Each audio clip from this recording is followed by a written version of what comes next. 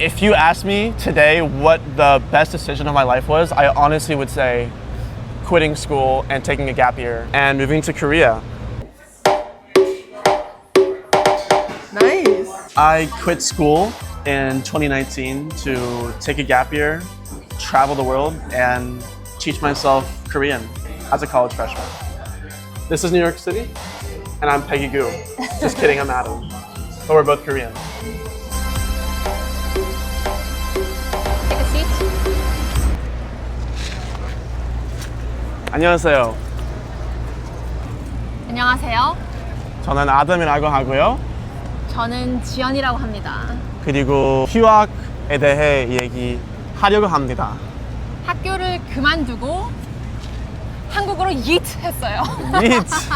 What's up, guys? I'm Adam, and I quit school and learned Korean, which is crazy. He never spoke a lick of another language. Never. But he just decided to fly to Korea. Like, learning Korean was a really big experience during that gap year, and I did a lot of that in Korea.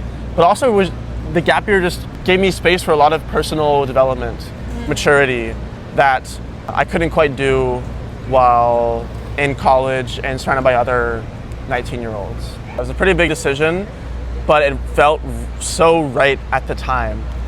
I taken a bunch of AP classes all throughout high school and was just on this, path from kindergarten till it seemed like eternity to just keep taking classes, right? Like get grades, do homework. I didn't want more of the same, just more grades and more homework. And I had met friends who had taken gap years before college and had just the best experiences ever. Zoe had lived in New Zealand and worked at some kind of nonprofit there. Brooke had taught English in Brazil. Brandon did a 13th year of high school in China because he's Chinese American and wanted to tap into his culture. Noah had just gone full nomad, literally traveling to a new country every week. And I heard these stories and I was so inspired and so jealous, if you will, of like, that sounds like an incredible life experience. I wish I had had that. And then I realized I can still make that happen. I could take a year off from school and do the same thing. So with all of that inspiration, I decided, you know what, I'm gonna effectively quit school for a year. I knew I could return back, but quit school and let me do something with a year that I choose to do. And did you have an idea of what you wanted to do during that year? You just quit and decided, I'm gonna figure it out on the fly? Not entirely sure, but I was honestly down to do a lot of exploration. And like, even if all I did was traveling, I was still content with that. But my parents were really apprehensive. They were like, you need you to graduate. We need you to do something productive with your time. So I did end up writing out a plan of what I would do. This is my gap year plan. My parents made me write this up, so I had some kind of idea of what I was going to do over the year. But basically, start with 6,500 in bank account, right? Okay, plan out summer, Korea. Most expensive part was the flight, round trip 1,600. And I found a workaway for a few weeks where I taught English. I then was going to take courses at Korea University and do another workaway at the end of summer. Then I went home for the fall, did an internship at this consulting firm. Also was doing a lot of language learning, as you can see here. And lastly, spring 2020, more traveling. So I set away more money for flights, about 2K. I was originally planning, as you can see, to go to Israel to Nepal, Nepal to Bangkok to Colombia. Wow, I wanted to go all over the world. But what's crazy is that this was before I went to Korea. And after going to Korea, I realized, you know what, instead of going broad and visiting all the countries, I want to go deep. And I really wanted to learn Korean. I had a friend freshman year who was really big into language learning. I thought that was so cool. I didn't know people actually learn languages for their enjoyment. I thought it was just a thing you do in class because you're forced to. So I was inspired by that, and she was like, dude, you should literally just start learning Korean. So I started learning one day.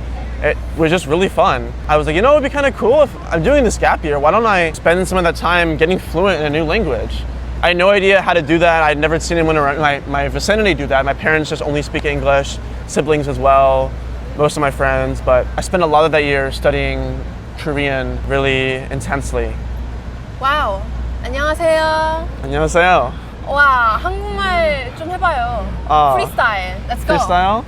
이 날씨가 조금 더운 편이어가지고 땀이 좀 하고 있는데 시청자들 여러분들에게 우리 이렇게 동기부여를 줄 수 있으니까 너무 힘이 나요. 나요. 그래서 더워도 문제 없어요.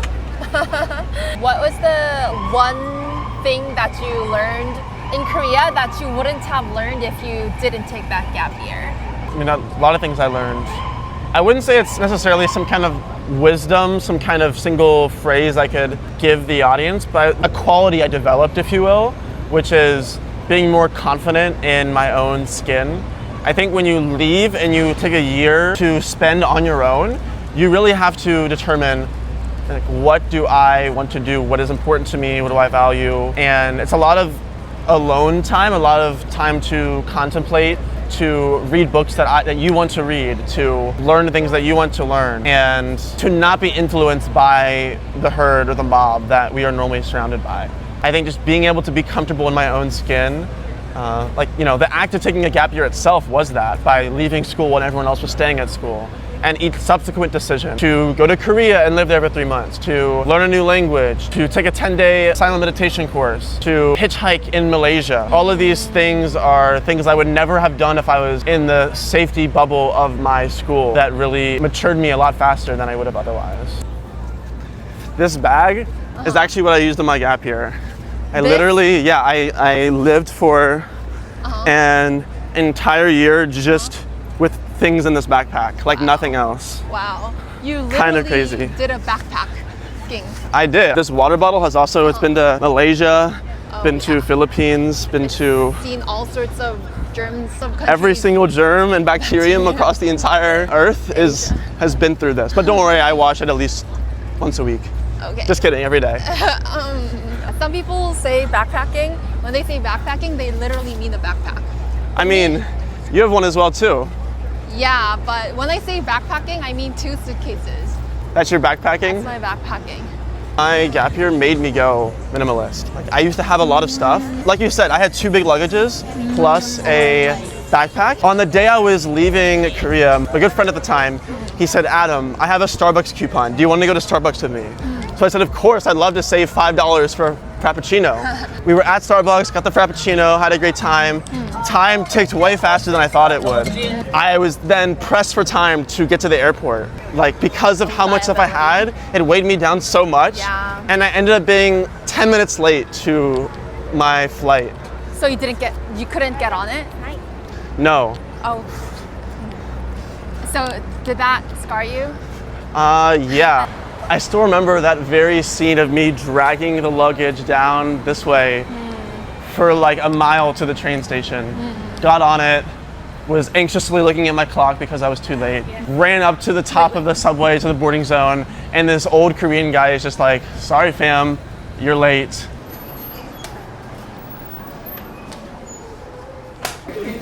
We have arrived at the stand. Wait, this is so fun. Languages? World language. Let's go.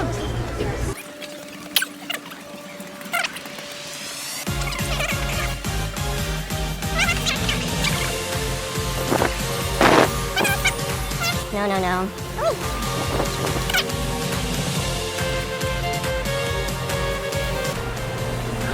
Ta-da! We found it. Where is the Korean section? Japanese, Korean. 한국어로 된 책. 한국어로 된 책. So, this is Korean. This is a language I studied I've been studying for 5 years now, but studied so intensely on my gap year. Oh wow, the Korean section is quite small. Wow, it's so sad. That is actually pathetic. I bet you there's a Korean dedicated bookstore in New York City somewhere. There's some in LA. There's one in K-Town. Oh really? 젊은 베르테르의 슬픔. Young 어디야? Bear's A bit disappointed in the lack of Korean book Yeah. selection, Strand. but Do a better job. that didn't stop me from learning Korean. Uh-uh. So I always keep a notebook on me for language learning. This is the notebook I use to learn Korean. So anytime I'd come across a new word while I was on my gap year, I would just pull out my pen, pull out the notebook, and write it down. Wow. And it's not necessarily the most organized way, right? Because if I write Gangyan and then I learn discourse, Yeah. but then I write down new and new words, I'll kind of forget to go through here. But it felt good to write things down on a piece of paper and sure. pen. I literally have pages and pages. Wow. 선명하다. 연애 세포 없어. Just a random phrase I heard that I just wrote down. But you weren't like a big language. I mean, you didn't even know that you like learning languages until you took the gap year, right? Yeah. So it literally think, changed your life. Okay, here's how I would phrase it, right? It's not that I didn't know that I liked languages until on my gap year. It was that taking my gap year and learning language for a year made me enjoy learning languages, if you will. I'm a big believer in that you come to enjoy things by virtue of doing them and investing time into them.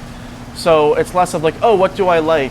Let me choose what I like amongst, without trying them, just choosing from a bird's eye view. I'm a big believer that that's not how you should do it. Instead, you should just choose something. If I do it over and over and over again, I'll either learn, do I like it or do I not like it? And if I don't like it, move on. If you do like it, lean into it. That's part of it. I think another big part is once you choose one and you kind of enjoy it. Like for me, I chose language learning. I was like, yeah, I kind of enjoy language learning. But by doing language learning over and over again, I began to like it more. Same with like a person, right? I meet someone, they're kind of cute. I go on a date with them. We have a great time. And I'm like, yeah, they're cool. But the more I get to know them, the more time I spend with them, the more I build an attraction towards them and the closer we become. I think it's that same approach is very similar to other things, right? The deeper I get into it, the more I start to enjoy it. You're not sure what you love to do? The best thing you can do is just choose something and go all in. And I think that is what was so great about my gap year and why that gap year was so influential to me is that it gave me the opportunity to spend a whole year investing into one thing. Yeah. If I had stayed at school, if I had tried learning Korean, I would have done what? I would have done Korean for a few hours a week at most, on top of my 4 other courses. But when I quit school and just entirely committed myself to a gap year, all I did was write down Korean words every single day and review this every single day, right? This was my entire existence. Yeah. So entirely focusing on one thing, I think is super super underrated. And that's just another argument for why you should have a dedicated time. Leave your work, leave your school. You could, of course, in theory, learn it on the side too, but it never gives you that immersive experience. There's a word in Korean that I really identify with called 몰두. I don't know if it has a direct equivalent in English, but it's sort of like to immerse yourself into something, but like your entire existence, your focus, your concentration, everything. Language immersion, that word's often used in terms of like putting yourself in that whole world, right? You go to Korea, you're surrounded by Korean every day, you have to learn Korean, which is great. That same concept of immersion, 몰두, can be applied in all sorts of scenarios, right? I think college is a classic example of something where you're not immersed. You're in this college environment, you are around people who are studious, but you are learning all these different things at the same time. You don't have the opportunity to immerse yourself into one thing. And colleges, nowadays, they really promote this idea of, let me be a scholar of everything. Let me learn some social studies and some science and some math and this and that, which is good to some extent, maybe earlier on. But at some point, you need to choose one thing and double down on it. The only way to do that, I think, is to get rid of everything else. And for me, that was quitting school and doing a gap year. Let's go. Let's go.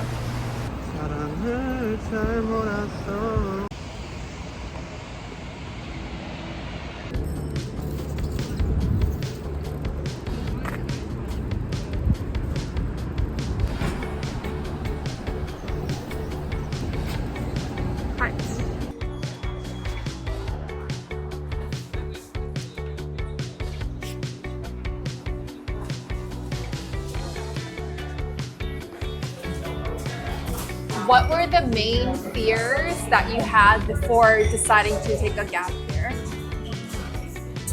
Fears. So one of the fears was that, like, is it even possible, right? So isn't it really expensive to travel the world? That's the thing my parents would always tell me. Like, Adam, you haven't earned money yet. Traveling the world is something you should do when you're 40 or 50, once you have money.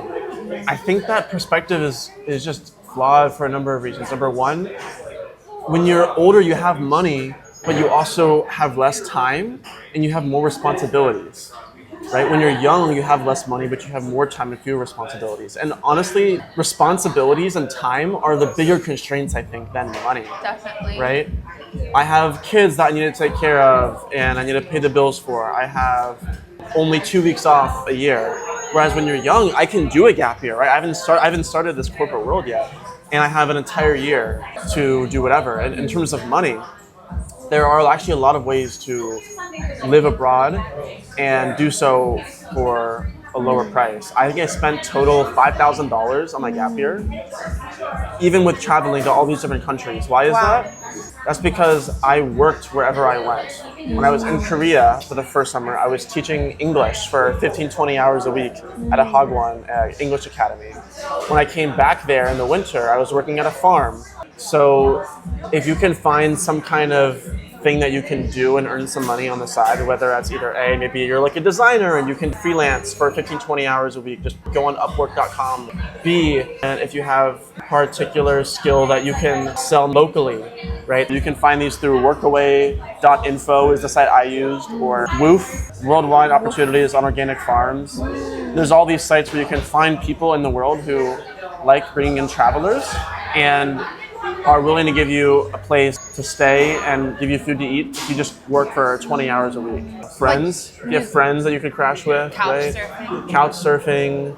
There's actually a lot of ways, hostels. There's a lot of ways to get creative with how you can travel. For sure. And think outside the box. But price should never be a barrier to doing something really cool. For instance, when I was traveling around 11 countries to interview people, asking people about their hopes and dreams and fears and, struggles and stuff, you just naturally become closer because you open up and share like a level of emotional intimacy. So I became friends with my interviewees and they opened up their houses, invited me to stay with their family. I didn't expect that would be a way, but ultimately I didn't even book hostels or hotels towards the end of my travels because I knew that I would just become friends with them. And in Finland, which was my last country, my interviewee was an Airbnb host and he just let me stay at his Airbnb during the days that were not booked. So, wow. Yeah. Also perks of being an attractive woman, I'm sure. Now, that does remind me, I didn't quite get a free Airbnb like you did when I was traveling, but I did get free hitchhikes when I was in Malaysia. I was told by some local that, oh yeah, you can just hitchhike. It's actually pretty common.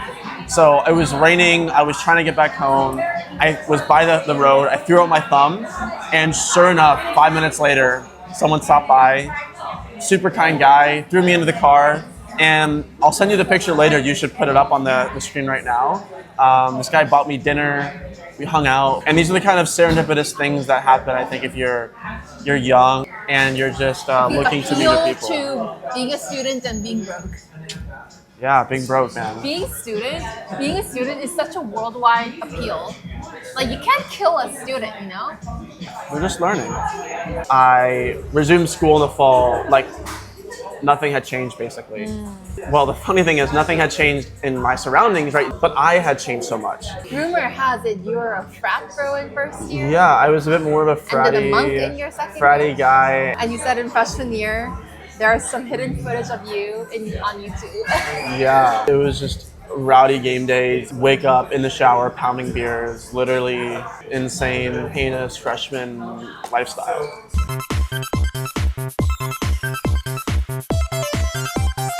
That is so not me now. And it was me before my gap year. But I think the gap year was really a time for me to take a step back and really think, what is the way I want to live my life? And pounding beers on a Saturday wasn't what I really wanted to do. It was what I was doing because my friends around me were doing. Part of this gap year was taking a step back from that college life. And what does that mean? That also means I grew apart from the people that I was most close with that freshman year. Right. The most valid concern is that you do grow apart from those you are most close with freshman year.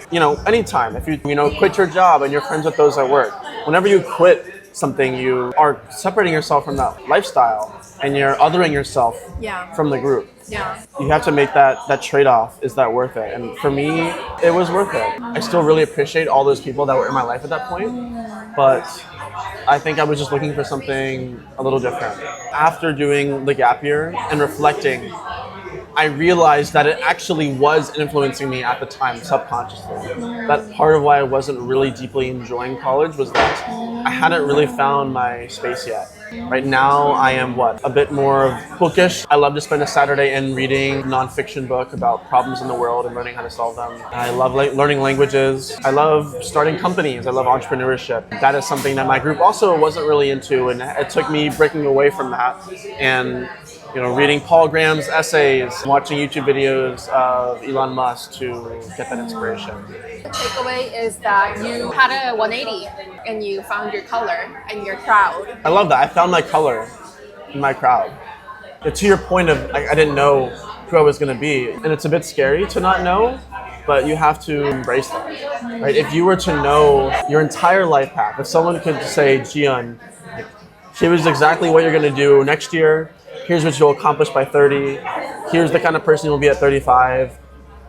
Guess what? That would be kind of boring in a way. There's no longer that unknown, that excitement, that mystery, right? So I think that some people feel that mystery can be anxiety-inducing. You have to change your mindset and think like that is where the beauty lies, right? The beauty lies in the unknown and in the undone. Anxiety come from the same vein as excitement. The heart palpitations and the flustering that you experience when you're anxious is the same feeling and the bodily reaction you get when you're excited. So it's just the same point on both sides. And this is New York City. And I'm Peggy Gou. Sponsored by Prada. You want to meditate on the rock? I'd love to. I'll meditate anywhere. Okay. In. That's marijuana. Out.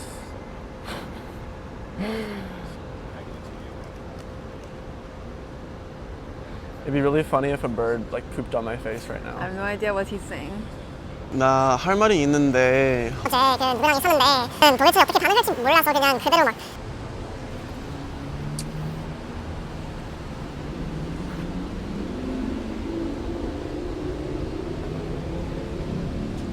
Oh, so he was. No!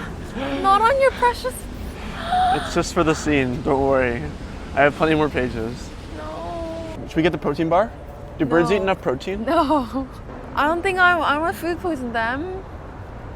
They're gonna die. They need protein too? They're No. flapping their wings all day. You don't think they need to recharge? No. How are they supposed to get muscle? Let's not feed weird stuff unless explicitly asked by the birds. They're gonna ask us for protein bar if they need it. Welcome to my New York City apartment. It's pretty small, but it gets the job done. It's very true to my minimalist identity. This is my room. It barely counts as a room, given how small it is, but it's just large enough. You got a bed, a little cabinet, and a little desk for studying. And importantly, we have this, which is my meditation cushion. So I mentioned that on my gap year, I did a 10-day silent meditation course, and that really had a big influence on me. Went in thinking I would do meditation more for an intellectual discovery thing, but came out feeling just very content and calm. So I like to meditate every day to maintain that a little bit. This is my spot. Do you sit there in that little corner? Right here. Wow. So I got a space with this little Really minimalist. closet open. I sit down here and meditate like so. So this room is really a demonstration of my how this gap year affected me. We have meditation, we have my closet. I really like to stay minimal so I can stay light and travel without having a lot weighing me down. Wow, this closet itself is one of the smallest width closets I've ever seen, but even so, he only takes half of it, so. Yeah, and this is honestly pushing it for me too. A little Korean corner here, I see. Yes, a few goodies. Pero. Just to remind me of my roots. Okay, I also have a nice. book right here. It's a book on the teachings of 12 Buddhist masters that I like to read occasionally. And then I also have a book on startups called Why Now. I actually went vegan. In lieu of not eating dairy, I just drink soy milk. So I just have tons of soy milk that I save in my closet. Like this. Yeah, there's a little milk corner here, isn't there? Yeah, we like to hide that because it's a bit unhinged. Unhinged. I'm Peggy Gou, and we're in New York City. Are you Peggy Gou now? Yes, I am. I'm Peggy Gou, and we're in New York City.